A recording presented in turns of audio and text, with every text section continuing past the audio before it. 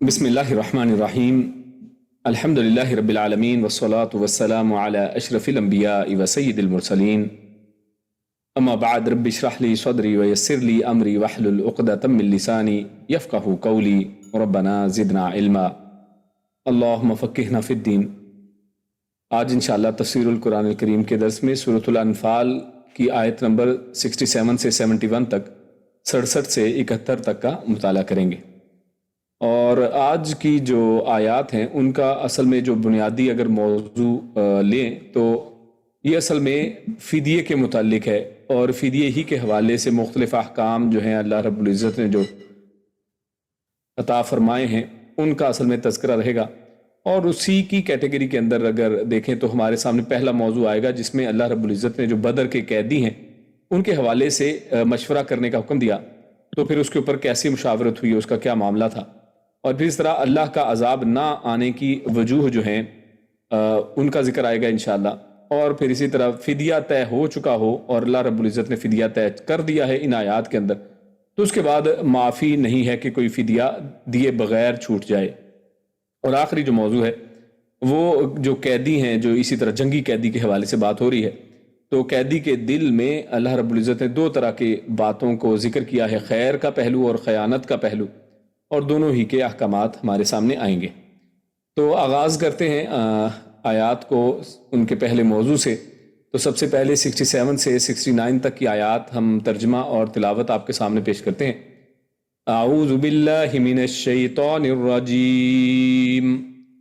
ما كان لنبی ان یکون له اسرى حتى يثخن في الارض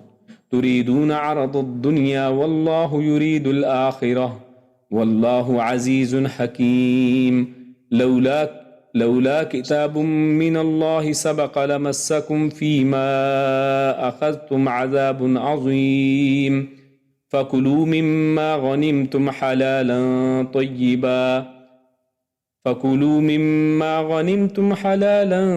طيبا واتقوا الله ان اللہ غفور الرحیم۔ ان آیات کا ترجمہ کچھ یوں ہے، اللہ فرماتا ہے ما کان لنبی ان یکون له اسرا۔ ما، یہ ما نہیں کے معنی میں ہے، کانا یہ کن فیکون وہی لفظ ہے، کانا ہونا یا مناسب، یعنی یہ ایسا ہونا مناسب نہیں ہے، لنبی نبی کے لیے، اور نبی کیونکہ یہاں پر نکرہ لایا گیا ہے تو اس لیے اس کے معنی میں ہر نبی یعنی کسی بھی نبی کے لیے مناسب نہیں ہے ان یہ کہ یکونا کہ وہ ہوں لہو اس کے لیے یا اس کے پاس ہوں اسرا۔ اسرا یہ اردو زبان میں بھی لفظ استعمال ہوتا ہے اسیری کے معنی میں، اسیر کے معنی میں۔ اسیر اس شخص کو کہتے ہیں جو قید میں ہو،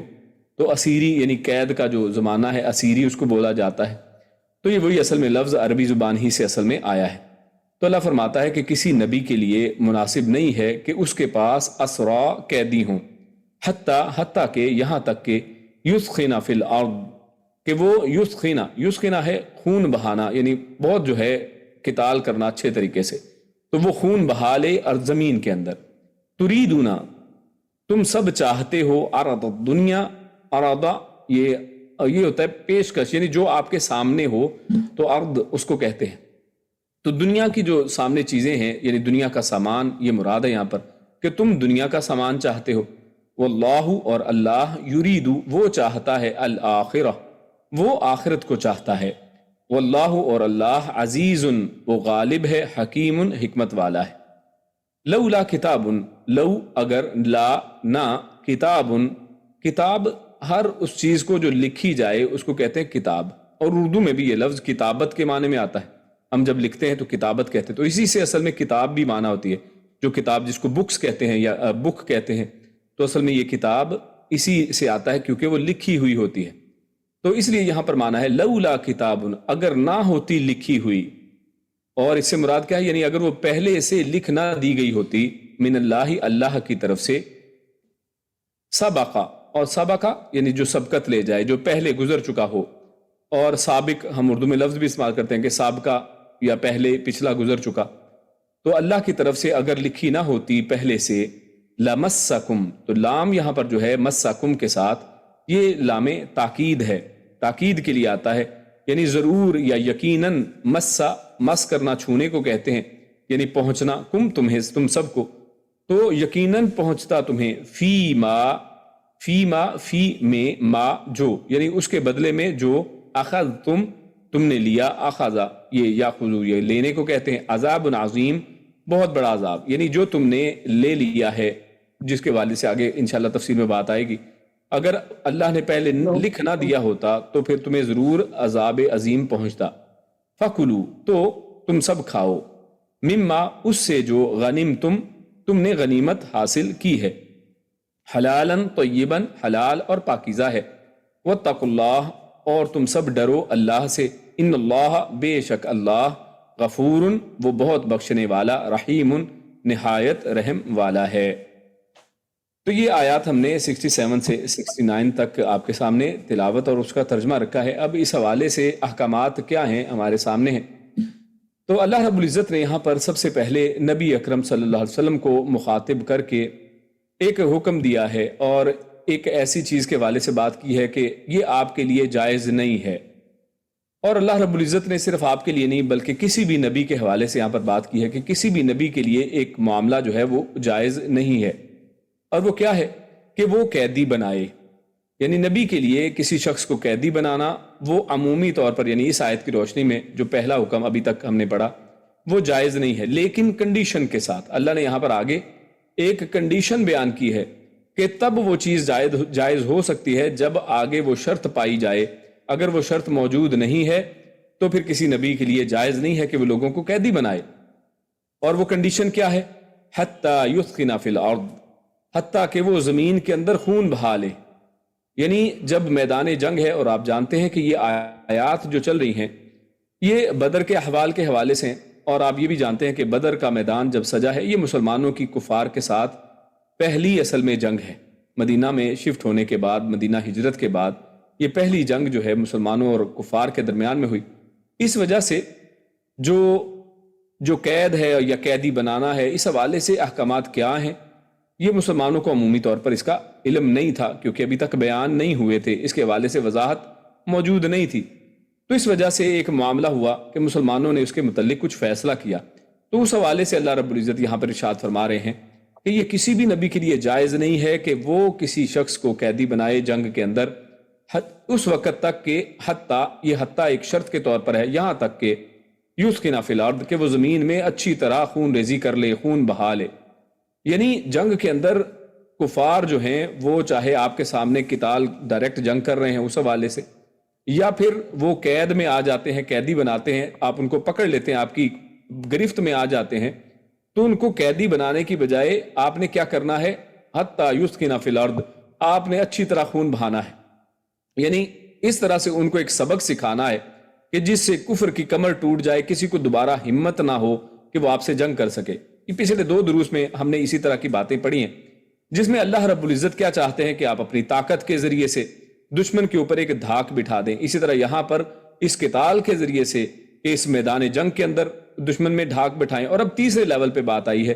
کہ اب جنگ کے بعد کچھ لوگ قیدی بنا لیے جاتے ہیں یا پکڑ لیے جاتے ہیں، تو اب ان کے ساتھ معاملہ کیا کرنا چاہیے؟ ایسا نہیں ہے کہ آپ ان کو قیدی بنانے کے اندر انٹرسٹڈ ہوں، بلکہ آپ کو یہ کرنا چاہیے کہ زیادہ سے زیادہ کفار کے لیے یہ سبق آموز اس کو بنا دیں، کفار کی کمر ٹوٹ جانی چاہیے اور وہ دوبارہ مقابلے کے قابل ہی نہ رہیں۔ یہ اصل میں پہلا موٹیو اور پہلا مقصد انسان کا یہ جنگ کے اندر ہونا چاہیے، جس کو اللہ رب العزت نے یہاں پر بیان فرمایا ہے۔ اور جب وہ کسی نبی کے لیے لائق نہیں ہے تو باقی کسی کے لیے کیا ہوگا؟ تو یہ حکم جو ہے رسول اللہ صلی اللہ علیہ وسلم کو یا انبیاء کے حوالے سے بیان کر کے ہم پوری امت کو یہ سبق جو ہے وہ بتایا جا رہا ہے کہ ہمارا معاملہ کیسا ہونا چاہیے۔ ہاں، اگر انسان جنگ کے اندر اچھی طرح خون بہا لے، دشمن کے اوپر ایک اچھی طرح دھاک بیٹھ جائے، یعنی دشمن جو ہے اب دوبارہ ہمت نہ کر سکے، اگر اس طریقے سے اگر آپ نے جنگ کے اندر معاملہ فیصلہ کن اس طرح سے کر لیا ہے کہ اب یعنی 50-50 والا معاملہ نہیں رہا، بلکہ اچھی طرح آپ نے ان کے ساتھ جنگ میں جیت حاصل کی ہے، تو پھر اس کے بعد قیدی بنانے میں کوئی حرج نہیں ہے، جیسا کہ بعد میں اس طرح کی چیزیں آئیں گی اور احادیث وغیرہ سے اور قرآن مجید سے یہ چیزیں ثابت ہیں۔ اور اسی حوالے سے جو یہاں پر موضوع چل رہا ہے، اللہ رب العزت نے سورہ محمد آیت نمبر 4 میں بھی ارشاد فرمایا ہے۔ اللہ کیا فرماتا ہے فَإِذَا لَقِيتُمُ الَّذِينَ كَفَرُوا فَضَرْبَ الرِّقَابِ حَتَّى إِذَا أَثْقَلْتُمُوهُمْ فَشُدُّوا الْوِثَاقَ۔ وہاں پر اللہ نے کیا فرمایا کہ تو جب ان لوگوں سے ملو جنہوں نے کفر کیا تو گردنیں مارنا ہے، یہاں تک کہ جب انہیں خوب قتل کر چکو تو ان کو مضبوط باندھ لو۔ یعنی اچھی طرح سے جب آپ ان کے ساتھ لڑائی کر لیں تو تب پھر ان کے بعد اگر قیدی بنانا چاہیں تو بنا سکتے ہیں، ورنہ یہ نہیں ہے کہ پہلے انسان کی کوشش ہو کہ انسان قیدی بنا لے کہ اس کے بدلے میں انسان کو غنیمت حاصل ہو جائے گی یا اس کا فدیہ حاصل ہو جائے گا۔ تو اس معاملے میں اس طرف نہیں جانا ہے، بلکہ پہلا معاملہ یہ ہے کہ ان کے اوپر اچھی طرح ان کی کمر توڑنی ہے، ان کے اوپر دھاک بٹھانی ہے۔ تو یہ پہلی آپشن رہے گی، ہمیشہ اوپر یہ رہنی چاہیے۔ معاملہ اصل میں کیا تھا، کس وجہ سے یہ آیت یہاں پر آئی ہے، اور اس کے بعد آگے بھی دیکھیے آیت کے اندر جو ٹون ہے، جس انداز میں بات کی جا رہی ہے وہ کیا ہے۔ اللہ کیا فرماتا، تریدون عرض الدنیا واللہ یرید الآخرہ۔ اللہ رب العزت نے یہاں پر جو مسلمانوں نے فیصلہ اس وقت کیا کیا اس کے حوالے سے بیان کیا ہے کہ آپ کیا چاہتے ہو، آپ سب چاہتے ہیں کہ دنیا حاصل ہو جائے، دنیا کا ایک مال و متاع ہے اس فدیے کی شکل میں، ان لوگوں کو قید کرنے کے بدلے میں آپ کو فائدہ مل جائے گا، آپ کو قیدی مل جائیں گے، ٹھیک ہے۔ لیکن اللہ کیا چاہتے ہیں، واللہ یرید الآخرہ، اللہ رب العزت آپ کے لیے آخرت کے فیصلے کرنے والا ہے، اللہ آخرت چاہتا ہے کہ آخرت میں آپ کو بدلے دے۔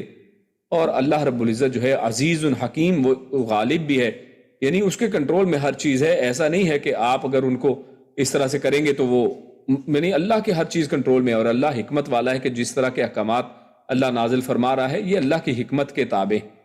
تو اس وجہ سے یہ معاملہ یہاں پر اس انداز میں بیان کیا گیا ہے۔ جنگ بدر میں اصل میں ہوا کیا تھا کہ جنگ بدر میں جب مسلمانوں نے یہ جنگ کی ہے تو حالانکہ کفار کی تعداد کی زیادتی کے باوجود الحمدللہ اللہ رب العزت نے مسلمانوں کو فتح نصیب فرمائی۔ 70 کافر جو ہے وہ مارے گئے۔ اب دیکھیں 1000 کا لشکر تھا، اس میں سے 70 کافر جو ہیں وہ مارے گئے ہیں اور 70 ہی قیدی بنا لیے گئے۔ اور آپ جانتے ہیں کہ یہ ظاہر پہلی جنگ تھی، کفر و اسلام کا پہلا معرکہ تھا، اس لیے قیدیوں کے ساتھ کیا ٹریٹ کرنا ہے، قیدیوں کو بنانا ہے، قیدی رکھنے ہیں نہیں رکھنے ہیں، اس بارے میں کیا طرز عمل ہوگا یہ مسلمانوں کے ابھی علم نہیں تھا، اس کا اختیار ابھی کیا ہوگا وہ معلوم نہیں ہے، تو لہٰذا ان کی بابت احکامات پوری طرح واضح نہیں تھے۔ اس لیے رسول اللہ صلی اللہ علیہ وسلم نے ان 70 قیدیوں کے بارے میں مشورہ کیا کہ کیا کیا جائے، اور آگے ایک حدیث میں آتا بھی ہے کہ یہ مشورے کا حکم بھی خود اللہ رب العزت نے ایک امتحان کے طور پر مسلمانوں کے سامنے رکھا، جبریل امین کو بھیجا، ہم آگے حدیث پڑھیں گے۔ تو مسلمانوں نے یہ مشورہ کیا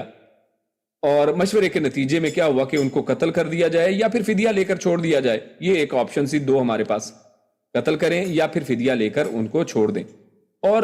جواز تو موجود تھا، یعنی جائز تھا یہ کہ دونوں ہی باتیں کی جا سکتی ہیں کہ قتل چاہے کر دیا جائے یا فدیہ لے کے چھوڑ دیا جائے، کچھ بھی کیا جا سکتا ہے، اسی لیے تو اللہ رب العزت نے مشورے کا حکم دیا تھا۔ لیکن اللہ جاننا چاہتا تھا کہ یہ لوگ کیا فیصلہ کرتے ہیں۔ گنجائش تھی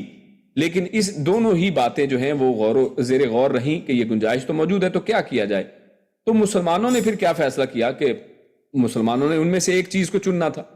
اب ہوتا کیا ہے، بعض دفعہ جواز تو موجود ہے کہ آپ جو ہے فدیہ لے کر چھوڑ دیں، لیکن جواز سے قطع نظر حالات کے اعتبار سے بھی بعض اوقات فیصلے کرنے ہوتے ہیں۔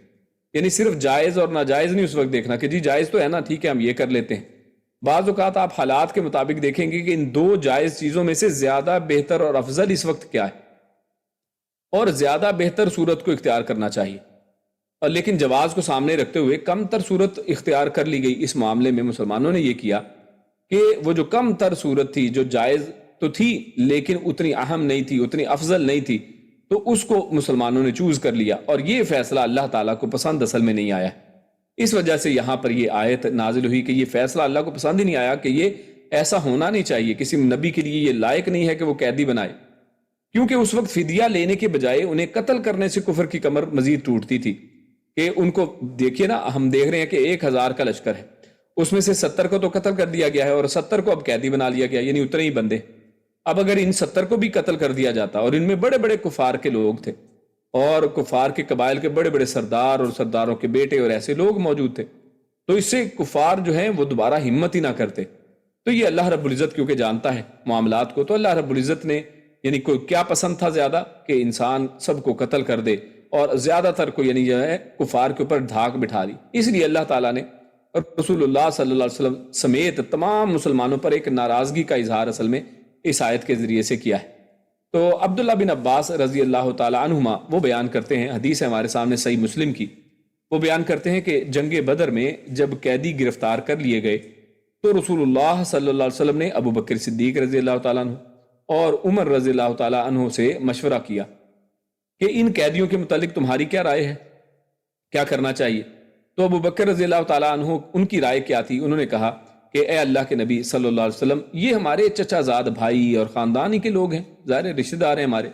سو میری رائے تو یہ ہے کہ ان سے فدیہ لے لیا جائے۔ یہ ابو بکر صدیق کی رائے تھی، تاکہ اس رقم سے کفار کے مقابلے میں قوت بھی حاصل ہو،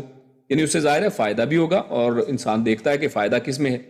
تو کفار کے مقابلے میں نیکسٹ ٹائم قوت حاصل ہو جائے گی۔ کیا جب کہ اللہ انہیں اسلام کی ہدایت دے دی، یہ بھی ان کے ذہن میں تھا، یعنی صرف دنیا نہیں تھی بلکہ ساتھ یہ بھی تھا کہ ہو سکتا ہے یہ لوگ جو ہے فدیہ دے کے چھوٹ جائیں گے، کل کو مسلمان ہو جائیں گے، اور واقعی ایسا ہوا بھی سہیل ابن عمر ہے اور اس طرح کفار کے کئی اور جو لوگ ہیں، بعد میں وہ جو جنگ بدر سے چھوٹے ہیں فدیہ دے کر، وہ مسلمان بھی ہوئے ہیں، تو ایسا یقیناً ہوا بھی ہے۔ خیر، ان کا یہ مشورہ تھا۔ رسول اللہ صلی اللہ علیہ وسلم نے فرمایا کہ اے ابن خطاب، تمہاری کیا رائے ہے، آپ اپنی رائے دیں۔ تو عمر رضی اللہ تعالیٰ عنہ وہ فرماتے ہیں کہ میں نے کہا کہ اللہ کے رسول صلی اللہ علیہ وسلم، اللہ کے رسول، میری رائے ابو بکر کی رائے کے مطابق نہیں ہے، میری رائے تو یہ ہے کہ آپ ان کو ہمارے حوالے کر دیں، عقیل کو علی رضی اللہ تعالیٰ کے حوالے کیجیے۔ اب غور کیجیے، عقیل کون ہے؟ علی کے بھائی ہیں، کہ بھائی کو بھائی کے حوالے کریں، تاکہ یعنی دشمن کو، کافروں کو پتہ چل جائے کہ جناب اسلام جو ہے وہ رشتہ داری کی بنیاد پر نہیں ہے، بلکہ اسلام افضل ہے، اس کی بنیاد پر فیصلے کرتا ہے۔ تو انہوں نے کہا کہ عقیل کو علی کے حوالے کیجیے رضی اللہ تعالیٰ عنہ، تاکہ وہ اس کی گردن اڑائیں، اور میرے حوالے فلاں کو کر دیجیے، یعنی انہوں نے اپنے کسی رشتہ دار کا نام دیا کہ میرے حوالے اس کو کر دیں، تاکہ میں اس کو قتل کر دوں۔ اور کیوں؟ کیونکہ یہ لوگ کفر کے سرغنے ہیں، اس کے سردار ہیں کفر کے، اور اکثر مسلمانوں کی رائے جو ہے تھی وہ، یعنی یہ دو رائے دیکھیں آپ کے سامنے آ گئی، حضرت عمر کہہ رہے ہیں کہ ان کو قتل کر دیں، اور ابو بکر کہہ رہے ہیں کہ ان کو چھوڑ دیں، اور اکثر مسلمانوں کی رائے جو ہے وہ ابو بکر صدیق رضی اللہ تعالیٰ عنہ کی رائے کے مطابق ہی تھی،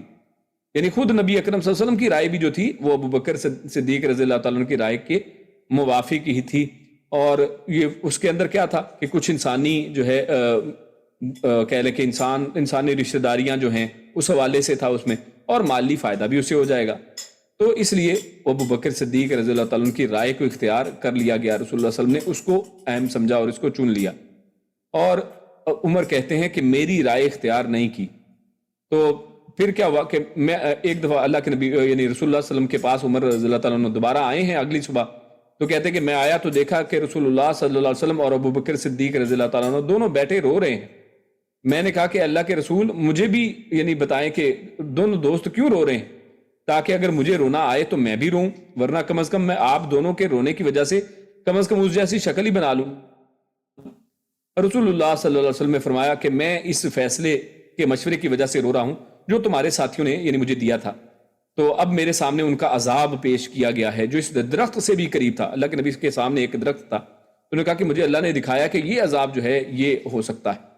تو یعنی اس سے اللہ کے نبی رو رہے تھے، ابو بکر صدیق رو رہے تھے کہ ہم نے یہ مشورہ جو فیصلہ کیا ہے یہ فیصلہ تو غلط ہے، یہ فیصلہ درست نہیں ہے۔ اور آپ صلی اللہ علیہ وسلم کے اللہ تعالیٰ نے یعنی یہ جو فیصلہ ہوا تو اس پر اللہ کے نبی صلی اللہ علیہ وسلم کے اوپر یہ آیات جو ہیں نازل ہوئیں جن کا ہم ذکر کر رہے ہیں، آیت نمبر 67 سے 69 تک کہ ما کان لنبی ان یکون لہ اسریٰ حتی یسکن فی الارض، اور آگے تک کی آیتیں، اور یہ صحیح مسلم کی حدیث۔ اور اسی طرح علی رضی اللہ تعالیٰ عنہ سے روایت ہے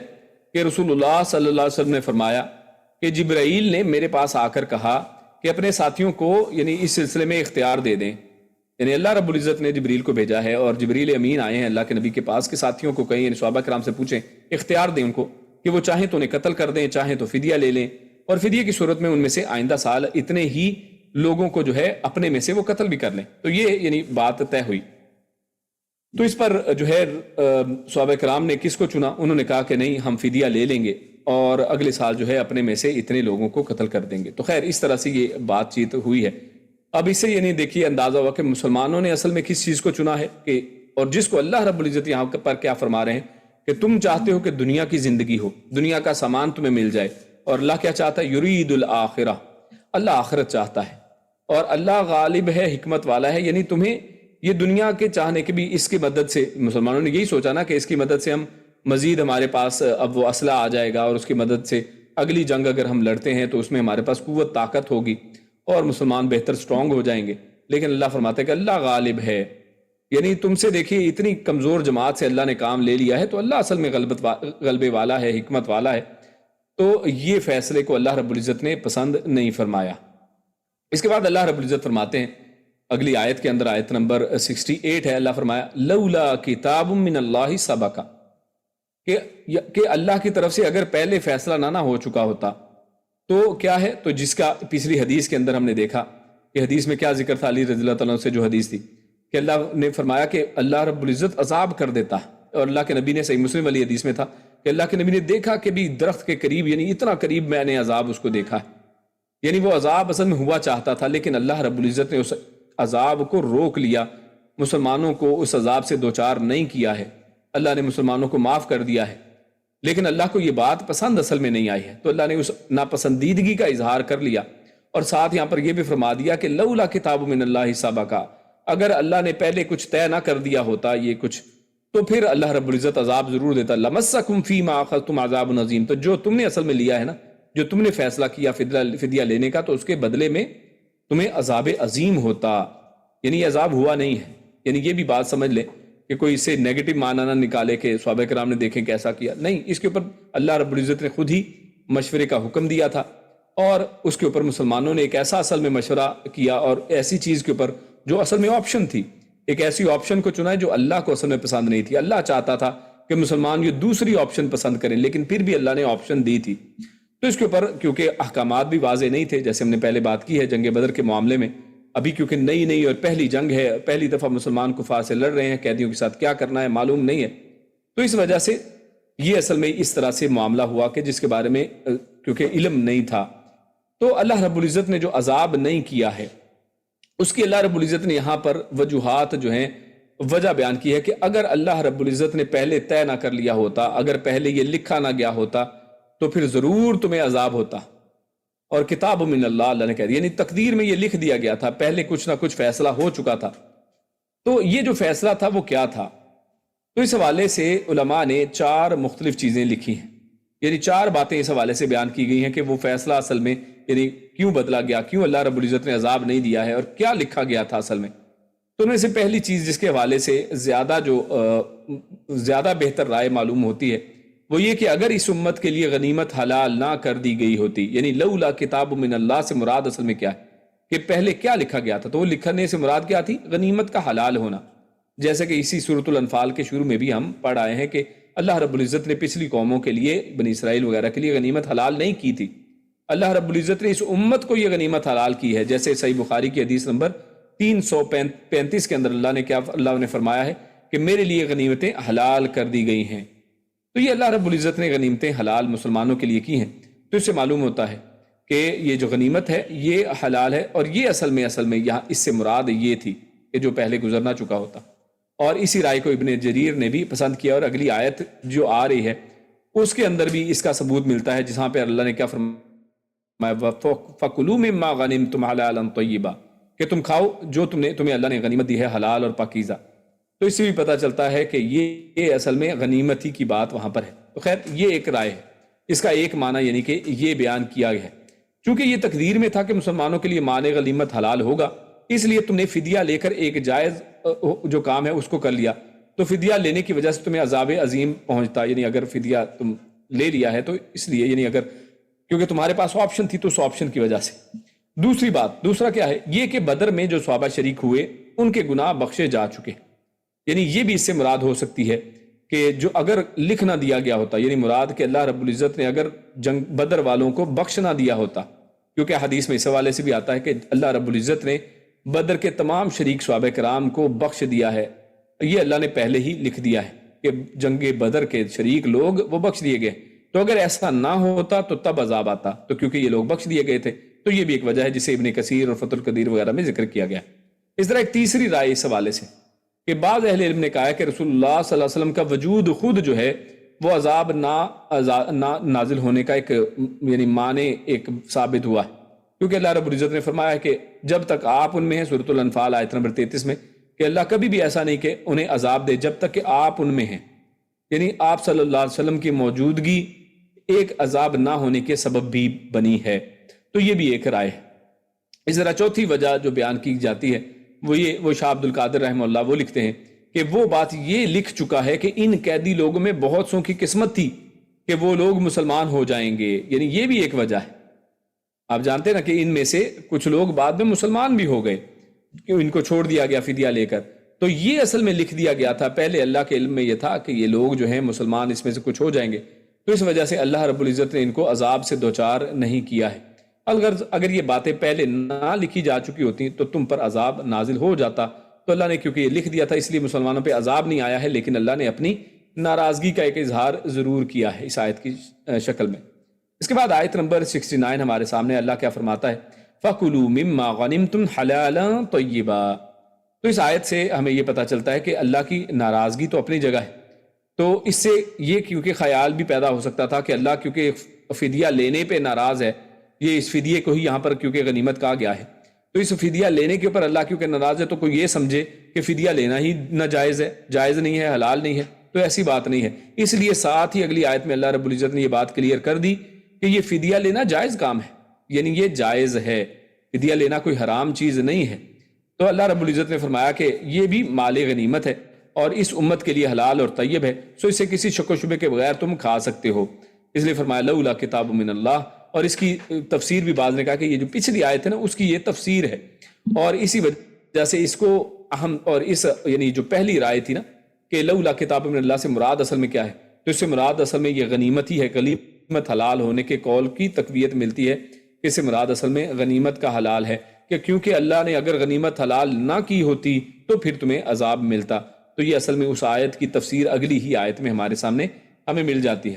آگے اللہ فرمایا فَاتَّقُوا اللَّهَ، تو پھر اللہ سے تم ڈرو، یعنی البتہ اصل مقصد اللہ نے یہاں پر بیان کر دیا ہے کہ اصل مقصد اصل میں کیا ہے۔ اصل مقصد نہ یہاں پر غنیمتیں حاصل کرنا ہے، نہ ہی قیدیوں کا قتل ہے، بلکہ اصل کیا ہے، اصل اللہ رب العزت کا جو تقویٰ ہے، اللہ کا خوف ہے، وہ ہے اصل مقصود۔ اللہ نے وہ بیان کر دیا کہ اسے اختیار کرنا چاہیے۔ انسان ہمیشہ جب بھی کوئی فیصلہ کرے تو اس میں سہولت کو دیکھنے کی بجائے انسان کس کو دیکھے، انسان تقوی کے حوالے سے دیکھے کہ کون کتنا تقوی والا ہے،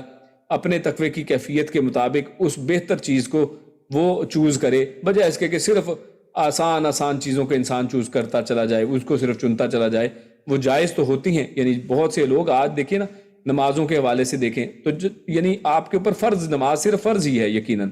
لیکن اس کے بعد سنتیں ہیں، اور بہت سے لوگ کیوں سنتیں چھوڑ دیتے ہیں، کئی تو پڑھتے ہی نہیں ہیں،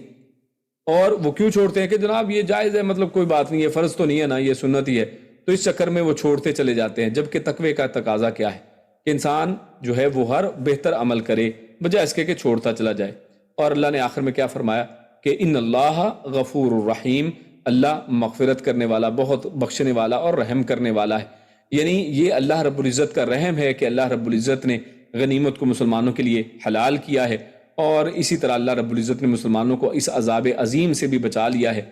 اور حالت کیونکہ اللہ رب العزت نے یہ پہلے لکھ دیا تھا، اس وجہ سے اللہ رب العزت نے مسلمانوں کو غنیمتیں حلال ہونے کی وجہ سے اس کو جائز کر دیا اور تمہیں مغفرت کر دی، تم پر رحم اللہ رب العزت نے کیا، ورنہ اللہ رب العزت اگر سختی کرتا تو معاملات کچھ اور ہو سکتے تھے۔ اس کے بعد آگے چلتے ہیں، اگلا جو ہمارا موضوع ہے جس میں فدیہ طے ہونے کے حوالے سے کہ اللہ نے فدیہ طے کر دیا ہے، تو تب اگر کوئی معافی مانگے کہ نہیں جناب میں فدیہ نہیں دے سکتا، تو کیا ایسا پاسبل ہے؟ اور اس طرح قیدی کے دل میں خیر یا خیانت کے جذبات جو ہیں ان حوالے سے احکامات ہمارے سامنے ہیں۔ اللہ فرماتا ہے یا ایہا النبی کل ما فی ایدیکم من الاسراء ان یعلم اللہ فی قلوبکم خیرا یؤتکم خیرا مما اخذ منکم ویغفر لکم واللہ غفور رحیم وَإِن يُرِيدُوا خِيَانَتَكَ فَقَدْ خَانُوا اللَّهَ مِن قَبْلُ فَأَمْكَنَ مِنْهُمْ وَاللَّهُ عَلِيمٌ حَكِيمٌ۔ اللہ نے فرمایا یا ایہا النبی، یا ایہا یعنی اے النبی، اے نبی صلی اللہ علیہ وسلم۔ اب خصوصاً رسول اللہ صلی اللہ علیہ وسلم کو فرمایا جا رہا ہے۔ پہلے نبی کا جو لفظ آیا تھا پچھلی آیت میں 67 میں وہ نکرہ تھا، یہاں پر الف لام لگ کر معرفہ یعنی پراپر ناؤن ہے یہ، یعنی خاص رسول اللہ صلی اللہ علیہ وسلم کے والے سے بات ہو رہی کہ اللہ کے نبی صلی اللہ علیہ وسلم کل آپ فرما دیجئے، لیمن لیے من جو، یعنی ان سے جو فی ایدیکم، فی میں ایدی، عید ہاتھ کو کہتے ہیں، اور کم تمہارے، یعنی جو تمہارے ہاتھوں میں ہے، یعنی وہ جن کو قید کیا ہوا ہے، جن کے جو ہماری گرفت میں ہے، آپ ان سے کہہ دیجئے من الاسرا، اسرا میں سے، اور اس کے والے سے بھی پہلے بات ہو گئی، یعنی اسیر جو قیدی ہے ان کے حوالے سے بات ہو رہی ہے کہ جو قیدی ہیں ان کے حوالے سے اللہ فرماتا ہے کہ جو تمہارے ہاتھ میں قیدی ہیں، تمہارے قابو میں ہیں، آپ کہہ دیجئے ان سے کیا، ان یعلم اللہ، ان اگر یعلمی معلوم کرے، اللہ اللہ اگر معلوم کر لے گا اللہ، فی قلوبکم تمہارے دلوں میں، یعنی اگر تمہارے دلوں میں اللہ پالے گا خیرن کوئی بھلائی، یؤتکم تو وہ دے گا تمہیں، یؤتی عطا کرنا، وہ دے گا خیرن زیادہ بہتر، مما اس سے جو اخذا لیا گیا ہے، اور لیا گیا سے مراد یہاں پر یعنی یہی فدیہ ہے کہ جو تم سے فدیہ لیا گیا ہے اللہ اس سے بہتر تمہیں دے گا اگر تمہارے دل میں خیر پائے گا، اخذا منکم تم سے جو لیا گیا ہے، ویغفر لکم اور وہ بخش دے گا تمہیں، واللہ اور اللہ غفور مغفرت، خوب مغفرت کرنے والا، رحیم نہایت مہربان ہے۔ وَإِن يُرِيدُوا اور اگر وہ سب ارادہ کریں، خیانت کا یعنی اگر وہی جو قیدی ہیں ان کا ارادہ کیا ہو خیانت کرنے کا، فقد تو یقیناً خانو وہ سب خیانت کر چکے، یعنی تو پھر یہ ماضی کا صیغہ ہے، یعنی وہ تو پہلے بھی خیانت کر چکے، اللہ سے، من قبل اس سے پہلے، فامکنا تو اس نے گرفتار کرا دیا، یعنی اس نے قابو میں دے دیا، اس نے تمہارے لیے ممکن بنا دیا، منہم ان کو، یعنی تمہارے وہ قابو میں آ گئے، یعنی اگر پہلے بھی خیانت کی ہے تو خیانت تو کر، اگر آئندہ کرنے کی بات ہے نا تو اللہ فرما رہا ہے کہ اگر وہ سب ارادہ کریں کہ آپ سے خیانت کریں تو وہ پہلے کر چکے ہیں خیانت اس سے پہلے، لیکن ہوا کیا، فَأَمْكَنَ مِنْهُمْ تو اس نے گرفتار کرا دیا ان کو، اللہ نے ان کو تمہاری پکڑ میں دے دیا، واللہ اور اللہ علیم خوب جاننے والا ہے، حکیم کمال حکمت والا ہے، یعنی اللہ رب العزت جو بھی احکامات تمہیں دے رہا ہے یہ سب جو ہیں اس کی علم میں بھی ہیں اور اس کی حکمت کے تابع ہیں۔ تو اللہ رب العزت نے یہاں پر کیا ارشاد فرماتا ہے، اللہ نے فرمایا کل من فی ایدیکم من الاسرا، کیا پیارے حبیب صلی اللہ علیہ وسلم آپ جو بدر کے قیدی ہیں آپ ان سے کہہ دیں، اور ان سے اصل میں کیا کہنا ہے، ان یعلم اللہ فی قلوبکم خیرا یؤتکم خیرا مما اخذ منکم، کہ تم سے جو لیا گیا ہے نا فدیے کی شکل میں اس سے اللہ تمہیں بہتر دے دے گا، یعنی تم فدیہ دے کر اس حوالے سے پریشان نہ ہو، اور یہ خصوصاً کن کی پریشانی کی بات ہو رہی ہے، یہ اصل میں ان صحابہ کرام یا ان بدری قیدیوں کی بات ہو رہی ہے جو بدر میں قید تو کر لیے گئے لیکن بعض نے ان میں سے یہ اظہار کیا، اس لیے من الاسرا کا لفظ یہاں پر ہے، یعنی قیدیوں میں سے، یعنی سارے قیدیوں کی بات نہیں ہو رہی ہے بلکہ بعض قیدیوں کی بات ہو رہی ہے، اور وہ بعض قیدی کون ہیں کہ جو قید تو کر لیے گئے لیکن بعض نے اسلام کا اظہار کر دیا، انہوں نے کہا کہ ہمیں آپ نے قید تو کر لی لیکن ہم تو مسلمان ہیں، یا پھر ہم نے ابھی اسلام قبول کر لیا ہے، اور کہا کہ میں یعنی جنگ میں میری نیت جو ہے شرکت کی تھی نہیں، یعنی میں تو جنگ کے لیے آیا ہی نہیں تھا، اور اس سے مراد خصوصاً جو ہیں ابن عباس رضی اللہ تعالیٰ عنہ بھی ہیں جو اللہ کے نبی کے چچا ہیں، کیونکہ یہ جنگ بدر کے اندر کفار کی طرف سے آئے ضرور تھے لیکن جنگ کی خاطر نہیں آئے تھے، آئے اور آ کر یہاں پر انہوں نے یعنی جب قیدی بنا لی گئے تو ظاہر کیا کہ میں تو مسلمان ہو چکا ہوں، تو اس پر یہ آیت اصل میں نازل ہوئی ہے، اس حوالے سے یہاں پر احکامات آ رہے ہیں کہ جو لوگ قیدی بنا لیے گئے اور انہوں نے ریویل یہ کیا، انہوں نے ظاہر پھر یہ کر دیا کہ ہم تو اصل میں مسلمان ہو چکے ہیں، تو اس پر اللہ رب العزت نے یہاں پر حکم جاری کیا ہے۔ تو اللہ کیا فرماتا ہے، ان یعلم اللہ فی قلوبکم خیرا، کیونکہ اللہ رب العزت تو دلوں کی باتوں کو جانتا ہے، تو اللہ فرماتا ہے کہ اگر ان کے دلوں میں اللہ معلوم کر لے گا کہ ان کے دلوں میں کیا ہے، اگر تو یعنی ان کی نیت ٹھیک ہوئی، تو اس آیت میں اللہ رب العزت نے ایسے قیدیوں کی بات کی ہے کہ جو جن کی نیت ٹھیک ہے اور وہ اسلام قبول کرنا چاہتے ہیں یا انہوں نے اسلام قبول کر لیا ہے، ان کے حوالے سے اللہ فرما رہا ہے یوتکم خیرا، وہ تمہیں زیادہ بہتر دے گا، مما اخذ منکم اس سے جو تم سے لے لیا گیا ہے، یعنی لینا ان سے ضرور ہے۔ یہاں پر یہ پتہ چلا کہ جو قیدی ایک دفعہ قید کر لیے گئے ہیں تو فدیے کی معافی نہیں ہے، ان سے جو لیا گیا ہے وہ تو لیا جائے گا، ہاں اس کے بدلے میں وہ لے لیا، جو اس کے بدلے میں اللہ کرے گا کیا، خیر مما اخذ، جو لیا ہے ان سے بہتر اللہ ان کو واپس کر دے گا اس دنیا کے اندر بھی، اور وَيَغْفِرُ لَكُمْ اور معاف کر دے گا، یعنی آخرت کے اندر بھی، یعنی دنیا اور آخرت کے اندر اللہ ان کو بہتر دینے والا ہے، آخرت میں کامیابی و مغفرت کی شکل میں، اور اس دنیا کے اندر بدلے کی شکل میں کہ دنیا میں بھی اللہ اس سے بہتر عطا کر دے گا۔ تو یہ دونوں ہی معاملات خود عباس رضی اللہ تعالیٰ عنہ کے ساتھ بھی پیش آئے، اور یہ ہمارے سامنے جو حدیث ہے مسند اسحاق بن راہوی اور اسی طرح طبرانی وغیرہ میں ہے، اور الاستیعاب میں اس کو یعنی حسن کہا گیا ہے۔ اور اس میں عباس رضی اللہ تعالیٰ عنہ وہ خود فرماتے ہیں کہ اللہ کی قسم یہ آیت جو ہے نا یہ میرے بارے میں اتری ہے۔ وہ کہتے ہیں کہ یہ آیت اتری ہی میرے بارے میں ہے کہ جب میں نے رسول اللہ صلی اللہ علیہ وسلم کو اپنے اسلام لانے کی خبر دی اور درخواست کی کہ مجھ سے جو ہے یہ فدیہ جو ہے نا وہ اس کے بدلے میں کچھ دیں مجھے، یعنی میں نے جو فدیہ عطا کیا ہے، دیا ہے، فدیہ دے کر اپنے آپ کو رہا کیا ہے، تو اس کے بدلے میں آپ مجھے کچھ دیں، کیونکہ ظاہر ہے وہ بھی اب مدینہ میں آ گئے ہیں تو ان کے پاس کچھ بھی نہیں ہے، باقی لوگ تو اب اخوت کے تحت اب وہ تو سیٹ ہو چکے ہیں مدینہ کے اندر۔ تو آپ صلی اللہ علیہ وسلم نے مجھے ان کے بدلے میں 20 غلام دیے، یعنی اللہ کے نبی صلی اللہ علیہ وسلم نے اس دنیا کے اندر بھی ان کو کیا کیا ہے، ان کو 20 غلام دیے ہیں، جس کے بارے میں قرآن کی آیت کیا ہے، یؤتکم خیرا مما اخذا، یعنی لیا جو ہے اس کے بدلے میں اس سے زیادہ اللہ نے ان کو دے دیا ہے، 20 غلام دیے، جو سب وہ عباس رضی اللہ تعالیٰ کہتے ہیں کہ وہ ابھی بھی میرے لیے جو ہے وہ تجارت کر رہے ہیں، اور اس کے ساتھ میں اللہ جل ذکر سے مغفرت کی بھی امید رکھتا ہوں۔ یعنی ایک تو وہ غلام میرے پاس آ گئے ہیں اور ان کے ذریعے سے میں تجارت کرتا ہوں، مجھے فائدہ دنیاوی فائدہ ہو رہا ہے، اور میں مغفرت کی بھی امید رکھتا ہوں کہ اللہ آخرت میں بھی مجھے معاف کر دے گا۔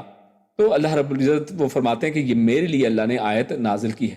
اور عباس رضی اللہ تعالیٰ انہوں نے اپنے بھتیجے عقیل کا فدیہ بھی اپنے پاس سے دیا تھا، یعنی اس سے پتہ چلتا ہے کہ جو جو بھی قید ہوا تھا اس کا فدیہ ضرور لیا گیا ہے، اللہ کے نبی نے ان کا فدیہ لیا ہے، جیسا کہ اس آیت میں واضح ہوتا ہے اور احادیث کے اندر بھی اس کی وضاحت ملتی ہے۔ اس کا فدیہ لیا جائے گا، چاہے وہ مسلمان ہو جائے قید، یا پھر ریویل کرے کہ میں مسلمان ہوں، ہاں اس کے بعد اس کو دے دیا جائے، اور اس کے اوپر مسلمان جو ہے کہ مسلمان حکومت یا اللہ کے نبی صلی اللہ علیہ وسلم نے جیسے دیا ان کو دے دیا جائے، تو اس میں کوئی حرج نہیں ہے۔ اللہ نے یہاں پر اس کی اجازت دی ہے کہ ان کو یہاں پر بھی دیا جائے اور آخرت میں ان کے لیے مغفرت ہے۔ اس کے بعد آیت نمبر 71 اس کے اندر اللہ کیا فرماتا ہے، وَإِن يُرِيدُوا خِيَانَتَكَ۔ اب پہلے بھی پچھلی آیات میں ہم نے دیکھا تھا کہ اللہ رب العزت نے خیانت کے جو ایک خوف کی کہ اگر یہ خیانت کر لیں، معاہدے کی بات پچھلے درس میں ہماری آئی تھی، اس میں بھی اللہ نے فرمایا تھا کہ آپ ان کے ساتھ عہد و پیمان کر لیں، اگر وہ جنگ بندی کرنا چاہتے ہیں، آپ کے ساتھ معاہدہ کرنا چاہتے ہیں آپ کریں، اور خیانت کا ڈر نہ کریں، بلکہ اللہ کے جو ہے سپرد کریں اور معاملات تاکہ پیسفلی ہینڈل ہوں۔ یہاں پر بھی اسی انداز میں اللہ فرماتا ہے وَإِن يُرِيدُوا خِيَانَتَكَ، اگر وہ آپ سے خیانت کا ارادہ رکھیں، یعنی ان کا ارادہ یہ ہو کہ خیانت کریں گے، فَقَدْ خَانُوا اللَّهَ، تو اللہ فرماتا ہے کہ وہ قیدی جو ہیں ان کے حوالے سے یہاں پر وعید کے طور پہ اللہ نے فرما دیا کہ یہ کوئی پہلی دفعہ ہے کہ وہ خیانت کریں گے، خیانت کر کے دیکھ لیں ایک دفعہ، پھر دوبارہ۔ اس نے پہلے بھی تو انہوں نے خیانت کی تھی، لیکن کیا ہوا کیا تھا، فَأَمْكَنَ مِنْهُمْ، جب پہلے بھی انہوں نے خیانت کی، یعنی یہی جو بدری جو لوگ ہیں، تو کیا ہوا ہے، اللہ نے ان کو قیدی کر بنوا دیا نا، یہ گرفتار ہو گئے ہیں، آپ کی گرفت میں آ گئے ہیں۔ اور یہ جو امکنا کا لفظ ہے نا، امکنا، اس کا معنی اصل میں ہوتا ہے ممکن بنانا، یہ